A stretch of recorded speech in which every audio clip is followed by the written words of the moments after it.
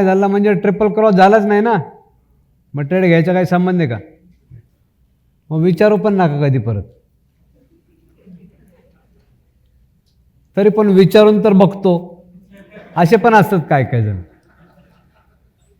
बरं नाही जरी करायचं म्हणलं तरी पण ते गेल्यावर करतात, करून बघतो आणि लॉस करून ठेवतात आणि परत मलाच विचारतात फोन करून, असं असं झालं होतं सर, स्टॉप लॉस सोडला, काय काय करायचं होतं.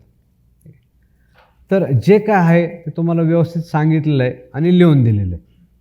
ओके, त्याला 100% हे असल्या कुठल्याही फालतू पॅटर्नला स्टडी करत ह्याच्यामध्ये वेळ घालवत बसायची गरज नाही आहे.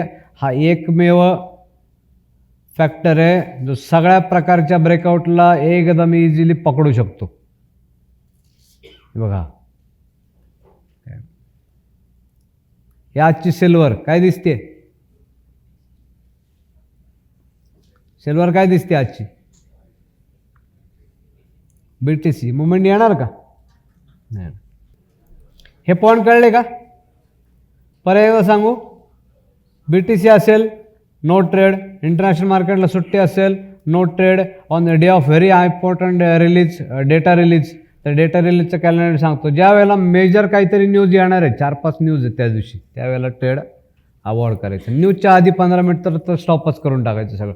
On next day of very high movement, काल सर्किट मारलं आहे क्रूड ऑइलनी, रात्रीच्या 12 पण हायवर हाय मारत होता. आज काय होणार? मग आज ट्रेड करायचा नाही करायचा. ठीक आहे, त्यानंतर 11च्या आत ट्रेड करायचा नाही करायचा. 20 आणि 100च्या लाईन पॅरलल चालल्या आहेत, ट्रेड करायचा नाही करायचा. प्राईस 100 EMA कडे चालली आहे आणि ट्रिपल क्रॉस झाला आहे बाईंगचा, घ्यायचा ट्रेड नाही घ्यायचा. ठीक आहे, आणि हे जे पॉईंट आहेत हाय मुवमेंट सिच्युएशनचे, हे आपण ऑलरेडी आपल्या एक्स्ट्रा कन्फर्मेशनमध्ये सगळे कव्हर केलेले आहेत किंवा हे बाय डिफॉल्ट आपण याप्रमाणेच काम करणार आहे.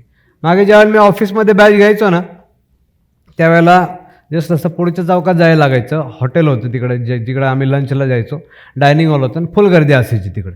तर जेवायला गेलं की तिकडं कमीत कमी वेटिंग आणि ते सगळं पकडून लोक दाबून खायचे डायनिंग हॉल म्हणल्यावर, आणि जेवण पण चांगलं असायचं.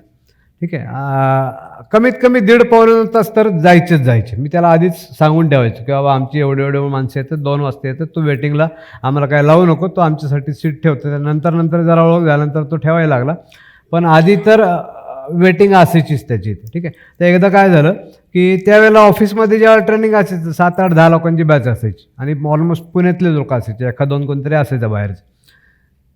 तर झालं काय की सगळे गेले जेवायला आणि त्यावेळेला क्रूड ऑइलला एन पॅटर्नचा बाय आला आणि क्रूड ऑइल गेला 80 पॉईंटवर. जेवण येतोपर्यंत बघितलं, आल्यानंतर सगळ्यांनी बघितलं. दुसऱ्या दिवशी त्याच्यातले 4-5 जण जेवायलाच गेले नाही.